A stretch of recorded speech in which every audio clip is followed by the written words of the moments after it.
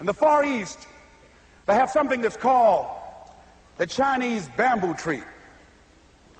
The Chinese bamboo tree takes 5 years to grow. And when they go through a process of growing it, they have to water and fertilize the ground where it is every day. And it doesn't break through the ground until the 5th year. Okay? But once it breaks through the ground, within 5 weeks, it grows 90 feet tall. Now the question is, does it grow 90 feet tall in 5 weeks or 5 years? The answer is obvious. It grows 90 feet tall in 5 years. Because at any time, had that person stopped watering and nurturing and fertilizing that dream, that bamboo tree would have died in the ground. And I can see people coming out talking to a guy out there watering and fertilizing the ground that's not showing anything. Hey, what you doing? You've been out here a long time, man. And the conversation in the neighborhood is, you growing a Chinese bamboo tree, is that right? Yeah, that's right. Well, even Ray Charles and Stevie Wonder can see ain't nothing showing. You know that's how people are going to do you? So how long have you been working on this? How long have you been working on your dream? And you have nothing to show. This is all you got to show? People are going to do that to you. And some people, ladies and gentlemen, they stop. Because they don't see instant results. It doesn't happen quickly. They stop. Oh, no. You got to keep on watering your dream. And when it began to happen, they stopped laughing. They said, look. Whoa, look here. Look how. Hey, man, you know, I know you can do it. Look here, you got a job here?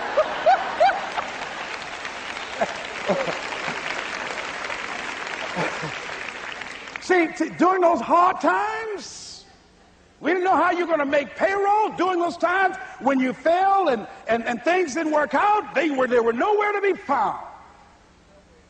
But you know what I discovered? When you're working at your dream, somebody said the harder the battle, the sweeter the victory. Oh, it's sweet to you. It's good to you. Why? See, when it's hard and there's a struggle, see, what you become in the process is more important than the dream. That's far more important. The kind of person you become, the character that you build, the courage that you develop, the faith that you're manifesting. Oh, it's something that you get up in the morning, you look yourself in the mirror, you're a different kind of person. You walk with a different kind of spirit. And people know that you know what life is, that you have embraced life. You knew it was hard, but you did it hard.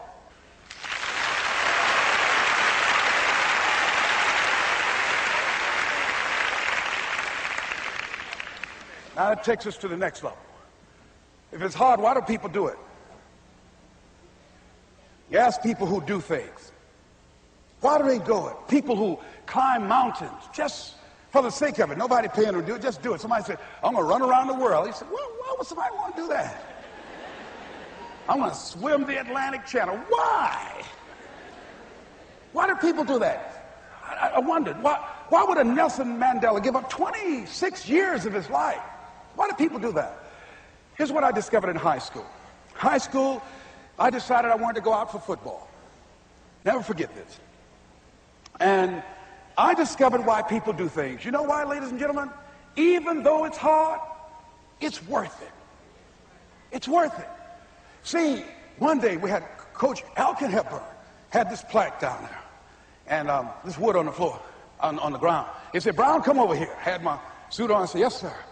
He said, I'm going to have old Larry Littles down there. Old big Larry. Yes, sir. Big, fat, sorry Larry. Yes, sir. Brown, I want you to get down bull neck. Yes, sir. He said, I want you to run at Larry. I want you to put your helmet right in his pit, right up in his chest, and knock him off that board. You hear me, Brown? You can do that. Yes, sir. Can you do that? Yes, sir. I said, hubba, hubba. I said, hubba, hubba. He said, Brown, I want you to knock him off. You're going to make the team. I know you can get him, all right? Look at him. How sorry he is. Knees knocking and everything. I said, yes, sir. Then he went down to Larry. Larry Littles, who played 12 years for the Miami Dolphins, all pro for 12 years. This is a bad, big dude. 250 pounds, strength, agile, and all muscle. He said, Larry, he said, man, you know Brown down there. He was down there talking about your mom and everything. He talked about how fat and sorry you are. And how he's going to knock you off this board. Larry now spitting fire and growling and foaming at the mouth. And I'm looking at Larry saying, oh, hubba, hubba. He said, look at that fool down there growling. He told me he's going to scare you, that you're going to leave. Are you going to leave? No, coach, I ain't going to leave. Go down there and knock him out the park. Boy, coach got back. He winked at me. Go get him, Brown. I went hard. I ran into Larry with my helmet. Larry said, boom. I don't know where I landed. When they woke me up, I said, can y'all take this helmet off me for a minute? I said, y'all got any more positions out here? They said, like where? I said, don't y'all need an announcer?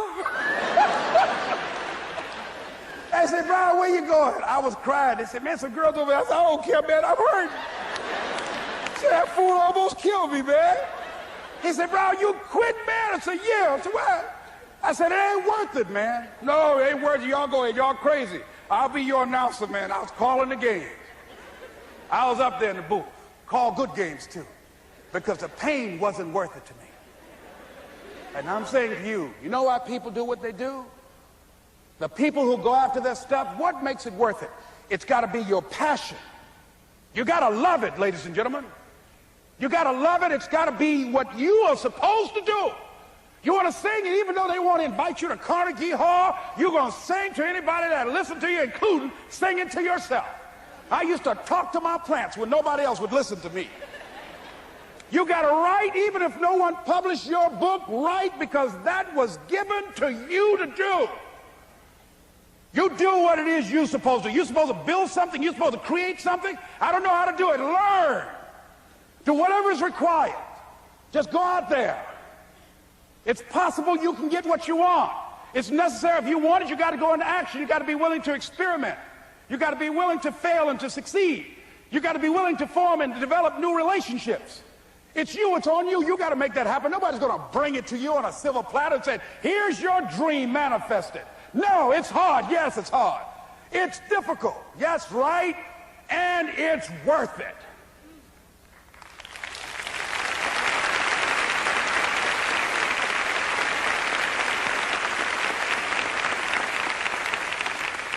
People ask, hey, man, you know, these kids, man, it's rough dealing with them. That's right. That's right. You think peer pressure happened overnight? We went through peer pressure. I remember as a kid, some guys said, hey, Les, me and another fellow named Willie Lower, we were going home. Hey, man, we're going down to Goulds, man, and knock off a grocery store. I said, look here, I don't want no part of that. I'll see y'all later. Say, y'all chicken. I said, that's all right, you say whatever you want. Low star. I'm not chicken, man, don't call me chicken. Then why don't you come? We didn't even ask you to come into place, man. All you do is just drive the car, that's all.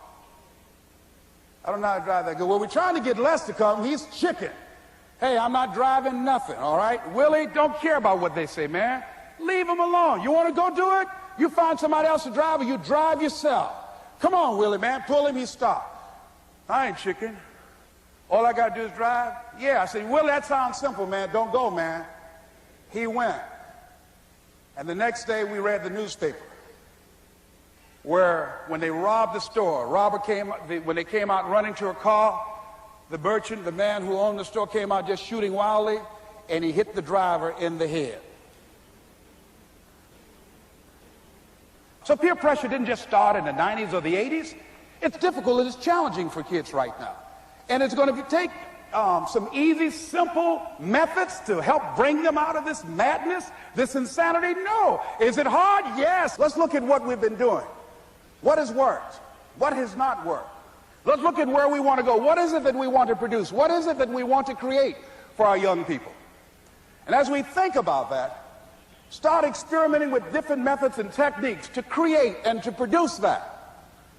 And begin to believe that it's possible through our commitment, through our vision, through our determination, our relentlessness, because of our belief, it's possible that we can reduce the teenage homicide rate, the teenage pregnancy rate, the dropout rate, that it's possible, looking at what kind of world are they going to be in, as we look at the global economy, that as we begin to use our collective will and genius and resources, it's possible that we can create an educational system that not only will test their minds with information and facts and figures, but would teach them how to think and be creative, and what does it mean to be a human being and to value human life, and how do you make relationships work? How do you bounce back from adversity?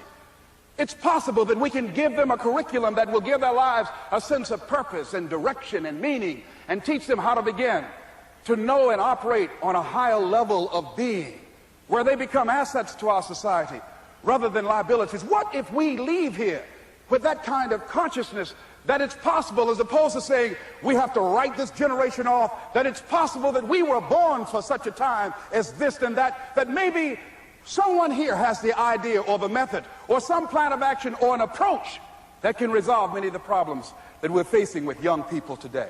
Whatever we have to do to save our children, it's worth it.